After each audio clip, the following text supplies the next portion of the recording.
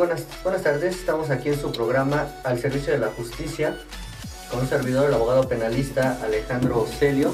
Hoy vamos a hablar de un tema muy importante, muy relevante, que son los derechos de la víctima. Antes de iniciar, no se olviden seguirnos por las redes sociales. Nos localizan principalmente en Facebook como Radio Cooks, también en Facebook como Universidad Cooks Cuauhtémoc, y a un servidor lo localizan como Alejandro Celio, entre paréntesis Barrister. Bien, aprovecho también para agradecer al maestro coordinador de medios, Alberto Espinosa, y a su equipo también, que son los que hacen posible que todo esto sea posible.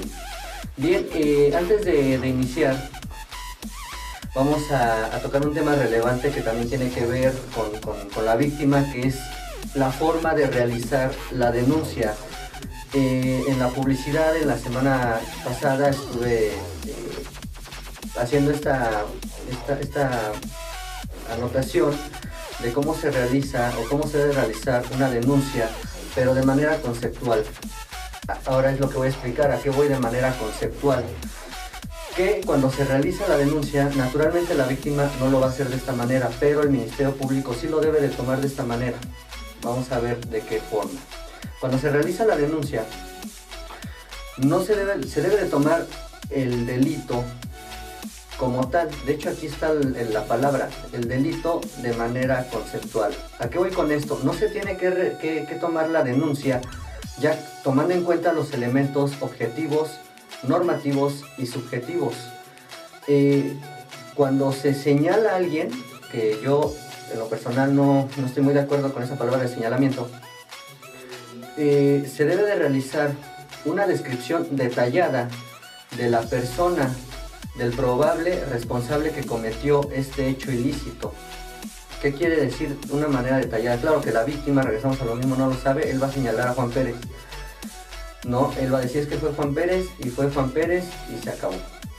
Pero lo que se debe realizar correctamente en la denuncia es una manera muy específica de describir a la persona que realizó o que tiene la probable responsabilidad en el hecho delictivo. ¿A qué voy con esto? De que regularmente en la denuncia la descripción de la persona pues se hace así como que muy grandes rasgos. Es una persona que mide como unos 65, es una persona de tez morena. Pues ¿cuántas personas no hay de tez morena y cuántas personas no hay en la calle de 1,65, ¿no? O sea, tienen que ser de una manera más específica también para poder apoyar en la investigación tanto del Ministerio Público como del asesor jurídico. Entonces, si tiene algunas características especiales, como por ejemplo, pues se encuentra con un tatuaje en la mano derecha, ¿no? No sé, tiene una cicatriz en la ceja izquierda. O sea, ese tipo de especificaciones. ¿Por qué? Porque también cuando ya se llegan a las audiencias y se hace principalmente en la etapa esta de juicio oral, que se realiza el desahogo de las pruebas, ¿no? Que regularmente el juez o siempre pregunta cuando entra algún testigo si conoce al acusado, ¿no? Ya en esa etapa pues ya es acusado, ¿no? Pues que sí. Y si realizó y la siguiente pregunta es si esta persona se encuentra en la sala de audiencia. No, pues que sí, lo puede reconocer, sí, quién es, y señala, es únicamente, pero nada más. Recordemos que este principio este derecho de presunción de inocencia pues se arrastra, por llamarlo de alguna manera coloquial, incluso hasta la etapa de ejecución. Si no, de otra manera pues no se podrían interponer los respectivos amparos en la mayoría o muchas veces, ¿no? Pero bueno, y retomando el tema sobre los elementos en la audiencia, objetivos, normativos y subjetivos, pues si se toman estos elementos ya como tal en la denuncia, ya se está anticipando, ya se está contaminando este procedimiento. ¿Por qué? Porque ya se le está declarando culpable. Sino únicamente tiene que ser de manera conceptual, sin tomar en cuenta estos elementos, y bueno, de manera conceptual, y posteriormente el Ministerio Público y el asesor jurídico pues ya van a realizar la investigación correspondiente para acusar. Recordemos que para realizar una acusación, pues el monopolio de la investigación para realizar la acusación lo tiene el Ministerio Público, y ya hoy en día también con este nuevo sistema pues los policías o las policías, ¿no? Cualquier tipo de policía tiene ya la facultad de realizar o iniciar la investigación de un hecho que la ley señala como delito. Que antes de la reforma del 2008, antes de que entrara este sistema acusatorio, pues no, eran simplemente auxiliares, ¿no? Auxiliares del Ministerio Público, pero ahorita ya se puede realizar la correspondiente investigación, siempre con la conducción y el mando del Ministerio Público, ¿no? Tampoco lo pueden realizar como de manera autónoma. Ahora bien, ¿qué son los elementos objetivos? Principalmente, pues son los elementos que especifican la parte externa de la conducta. Son estos los elementos objetivos. ¿Qué quiere decir? Vamos a poner un par de ejemplos para que se pueda entender de una mejor manera. En el delito de homicidio, el elemento objetivo pues es el cuerpo. En un delito de robo, el elemento objetivo pues es la cosa mueble, ¿no? Lo que se desapoderó, lo que se robó. Los elementos normativos pues es la interpretación de quien aplica la ley, ¿no?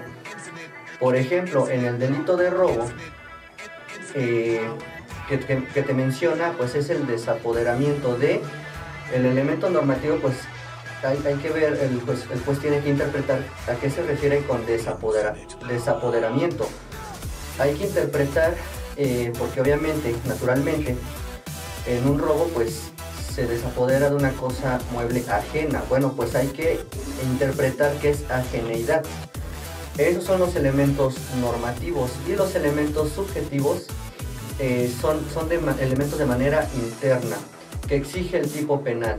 Unos ejemplos, por ejemplo, si hubo dolo o si fue de manera culposa. Si fue de manera dolosa, pues hubo toda la intención de privar de privar de la vida a la víctima. Si fue de manera culposa, en el mismo supuesto de homicidio, pues también se puede dar de esta forma culposa. ¿Qué quiere decir? Que no hubo la intención, no existió la intención de realizar la privación de la vida, pero en X supuesto, pues de esa manera se realizó. Bien, en un momento regresamos a su programa Al Servicio de la Justicia con un servidor, Alejandro Celio. Estamos viendo el tema de derechos de las víctimas.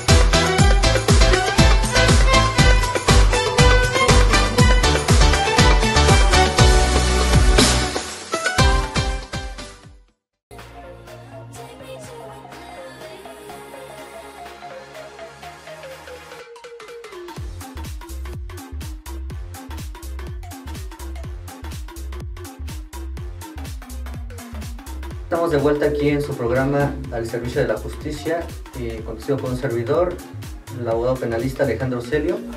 Estamos tocando un tema importante que son los derechos de la víctima, los más relevantes.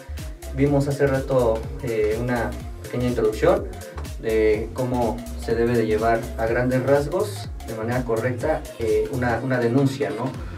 Recordando que el monopolio de investigación, entre comillas, es conducido por o es llevado por el Ministerio Público y los policías. Entre comillas, porque también en la defensa tiene que realizar su respectiva investigación para controvertir los hechos de la Fiscalía. Pero bueno, vamos a ver antes que todo, qué es lo que nos describe el Código Nacional de Procedimientos Penales en su artículo 108, que es una víctima u ofendido, ¿no? Ahorita vamos a ver la diferencia entre víctima y ofendido, pero bueno, aquí nos generaliza el artículo 108, nos dice: para los efectos de este código se considera víctima del delito el sujeto pasivo que resiente directamente sobre su persona la afectación producida por la conducta delictiva. Asimismo, se considera ofendido a la persona física o moral titular del bien jurídico lesionado o puesto en peligro por la acción u omisión prevista en la ley penal como delito. Aquí nos hablan, el segundo párrafo de este mismo artículo, las víctimas indirectas, ¿no? También existen las víctimas indirectas. En los delitos cuya consecuencia fue la muerte de la víctima, o en el caso en el que ésta no pudiera ejercer personalmente los derechos que este código le otorga, se considerarán como ofendidos en el siguiente orden. Estas son las víctimas indirectas: él o la cónyuge, la concubina o concubinario, el conviviente, los parientes por consanguinidad, en línea recta, ascendente o descendente, sin limitación de grado, por afinidad o civil, o cualquier otra persona que tenga relación afectiva con la víctima. Así es, de esta manera el código nos describe que es una víctima, que es un ofendido. Pero recordemos que la víctima pues es la persona que resiente directamente el hecho delictivo.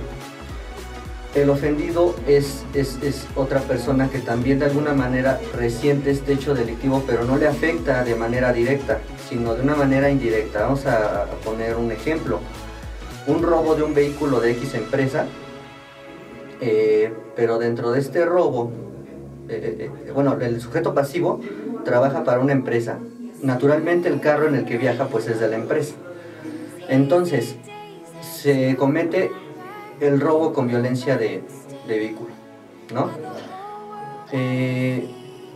Naturalmente la persona que iba manejando, pues él es el sujeto pasivo, él es la víctima, porque él sufrió el robo y por lo mismo él recibió las lesiones, puesto que fue con violencia.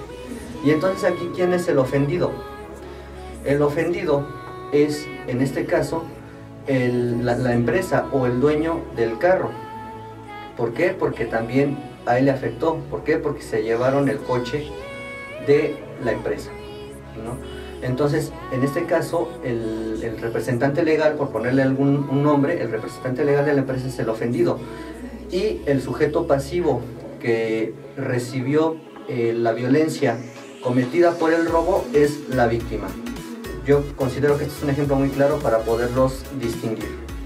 Ahora bien, vamos a ver ya unos derechos, los más relevantes de la víctima en este sistema acusatorio, que están enumerados en el artículo 109, y así se llama específicamente el artículo 109 del Código Nacional de Procedimientos Penales: derechos de la víctima u ofendido. Vamos a tocar solamente algunos porque son bastantes y el tiempo no alcanza de una manera correcta. Bien, dice en que el Ministerio Público y sus auxiliares, así como el órgano jurisdiccional, les faciliten el acceso a la justicia y les presten los servicios constitucionalmente tienen encomendados como legalidad, honradez, lealtad, imparcialidad, profesionalismo, eficiencia, eficacia y con la debida diligencia. Este es uno de los derechos que está en la fracción 2. Nos dice el siguiente derecho: a comunicarse inmediatamente después de haberse cometido el delito con un familiar e incluso con su asesor jurídico. Este punto es muy importante porque enseguida de que se está resintiendo el hecho delictivo, pues la víctima debe de contar de manera inmediata con un abogado, que en el caso de la víctima se llama asesor jurídico. no precisamente el Ministerio Público, que tienen trabajo y funciones diferentes. Pero bueno, entonces enseguida que se comete este hecho delictivo, de manera inmediata se le debe de proveer, porque también es un derecho, un abogado, en este caso de la víctima, llamado asesor jurídico. Bien, aquí dice, en el siguiente derecho, a contar con un asesor jurídico gratuito en cualquier etapa del procedimiento, en los términos de la legislación aplicable. ¿Qué quiere decir? Que si en dado caso la víctima no tiene los suficientes recursos, por ejemplo, para poder contratar a un abogado particular, a un asesor jurídico particular, bueno, entonces el Estado le debe de asignar, aquí como dice, un asesor jurídico gratuito o un asesor jurídico público, también se les llama, para que ellos puedan llevar su procedimiento de una manera correcta.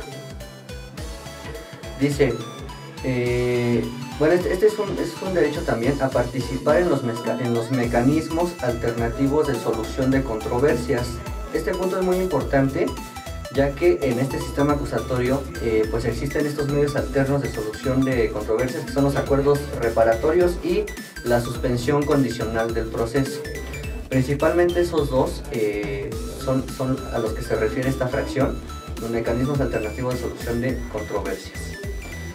En ese sistema acusatorio pues se ingresaron estos medios alternos para una de las finalidades, pues son varias, pero una de las principales finalidades es que ya no se meta tanta gente, ya no se encierra tanta gente y principalmente se hagan las reparaciones del daño de una manera rápida, ¿no? Precisamente, ¿para qué? Para no alargar más los procesos, sino de una manera hay que comprimirlos, de una manera más rápida se lleve esta situación.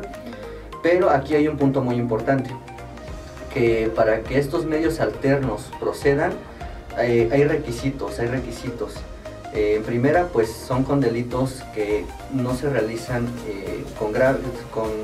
que no son graves, que la media aritmética no rebase los 5 años, por ejemplo, entre otros beneficios. Y para que puedan proceder,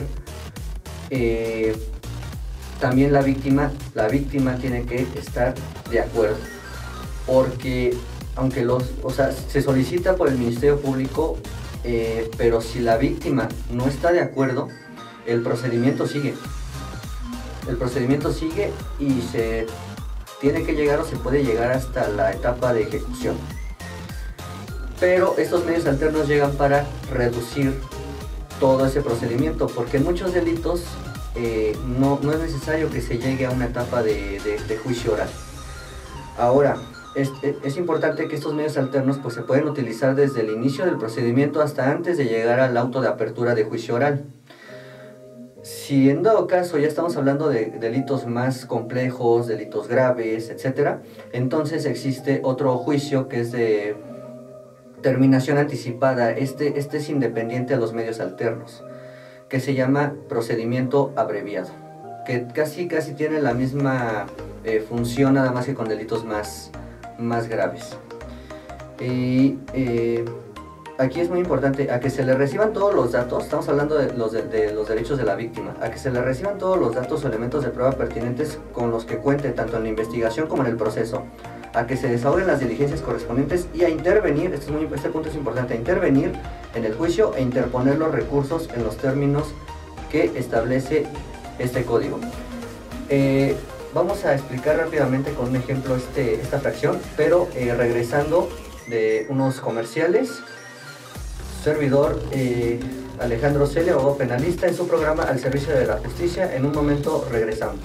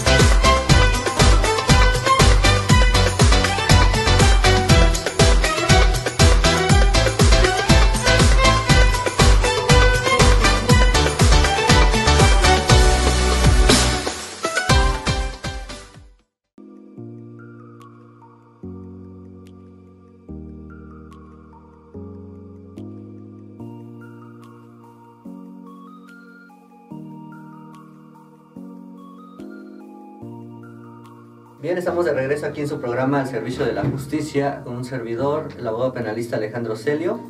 Estamos tocando temas importantes sobre los derechos de la víctima en este sistema acusatorio. Estamos tocando los más importantes, ¿no? Para que se puedan tomar en cuenta. Y nuevamente no se olviden seguirnos por las redes sociales. Nos localizan como Facebook, como Radio Cux, en Facebook también como Universidad Cux Cuauhtémoc, y a un servidor como Alejandro Celio, entre paréntesis, Barrita. Bien, nos quedamos en esta fracción que es muy importante. Estamos en los derechos de la víctima. ¿Qué derechos tiene la víctima? A que se le reciban todos los datos o elementos de prueba pertinentes, todos los que cuenten, tanto en la investigación como en el proceso, a que se desahoguen las diligencias correspondientes y a intervenir en el juicio e interponer los recursos en los términos que establece este código. ¿Por qué es importante esta fracción? Vamos a poner un ejemplo. La víctima puede participar de una forma activa dentro del proceso, principalmente en la etapa de investigación. No es nada más que yo como víctima y le cuento a mi abogado tal hecho delictivo y ya que él se encargue de todo. No, muchas veces no es suficiente. La víctima también puede participar de una manera activa para poder proporcionar antecedentes o elementos de investigación, o bueno, como les llaman, datos de prueba. Para mí en esta etapa no son datos de prueba, son antecedentes de investigación, pero bueno, es otro tema. Un ejemplo es, en una ocasión ingresamos a una audiencia y el imputado no se presentó. El Ministerio Público, la asesora jurídica, se encontraban naturalmente en la audiencia y le mencionaron a la jueza que realizaron ya el citatorio, pero pues nadie abrió, nadie lo recibió. Mandaron a personal al domicilio estuvieron tocando y que nadie abrió. Entonces en ese momento la víctima le dijo a la jueza: es que, ¿sabe qué, su señoría? Es que ahí no lo van a encontrar. Yo sé dónde lo van a localizar. Entonces la jueza naturalmente se molestó un poco con la asesora jurídica, porque aquí se dio cuenta que simplemente no se tomó en cuenta a su víctima, no se realizó un sondeo, no se realizó una investigación como se debe de realizar. Claro que a la víctima le hizo hincapié: señora, ¿usted por qué no proporcionó esta información? Si usted sabe en qué domicilio se encuentra esta persona, ¿por qué no le proporcionó, más bien usted también puede, le mencionó, usted también puede proporcionar información relevante a su asesora jurídica, que es su abogada? Entonces usted como víctima también puede participar en esta investigación para que se pueda realizar la investigación, bueno, todavía en esta etapa no es la acusación, pero sí se pueda, sea más fácil poder realizar el procedimiento de que el imputado se encuentre presente en la audiencia. Posteriormente, pues sí le llamó la atención a la asesora jurídica y así le dijo, ¿por qué no le preguntó, por qué no le tomó estos datos a la víctima? Pero el punto es que la víctima puede participar de manera activa en el procedimiento, principalmente, como lo menciona esta fracción, en aportar elementos, antecedentes de investigación, así como también el imputado, ¿no? El imputado también puede participar de forma activa durante las audiencias. Él mismo se puede defender cubriendo una formalidad que es simplemente que se encuentre presente su abogado defensor. Pero el imputado también se puede defender por sí solo estando en audiencia. A esto se le llama defensa material. Entonces, si este sistema les está dando estas facultades, pues hay que aprovecharlas, claro, cuando se considere que van a ser efectivas. No puede ser siempre, y claro, con el debido asesoramiento con su abogado, ¿correcto? Bien, Pues la siguiente fracción de esto se trata, ¿no? A intervenir en todo el procedimiento por sí o a través de su asesor jurídico.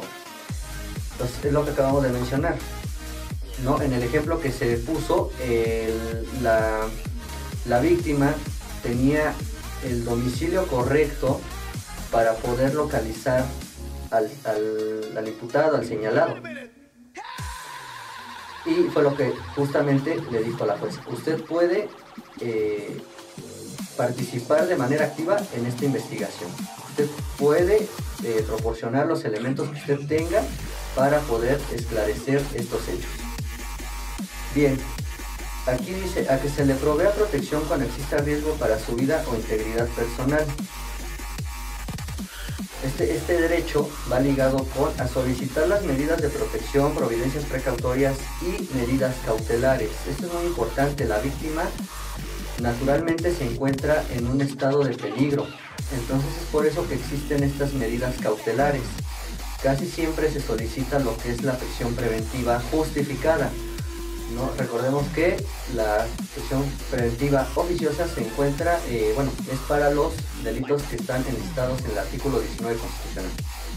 Pero bueno, ese es un derecho, porque muchas veces en audiencia, cuando se llega a ventilar la teoría del caso de la fiscalía, pues sí, o sea, detienen al diputado, detienen al señalado, y durante ese procedimiento, pues la víctima o las víctimas indirectas llegan a recibir amenazas por parte del imputado, ¿no?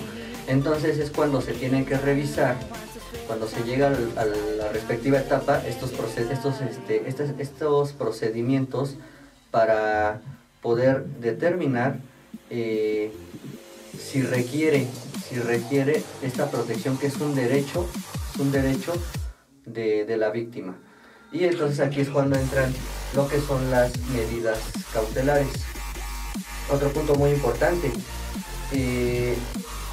a recibir atención médica y psicológica o ser canalizada a instituciones que le proporcionen estos servicios, así como recibir protección especial de su integridad física y psíquica cuando así lo solicite, o cuando se trate de delitos que sí lo requieran. Por ejemplo, un ejemplo es un delito de violación, o es un delito de abuso sexual, ¿no? Principalmente de violación, ¿no? Que el daño psicológico pues es muy grande, ¿no?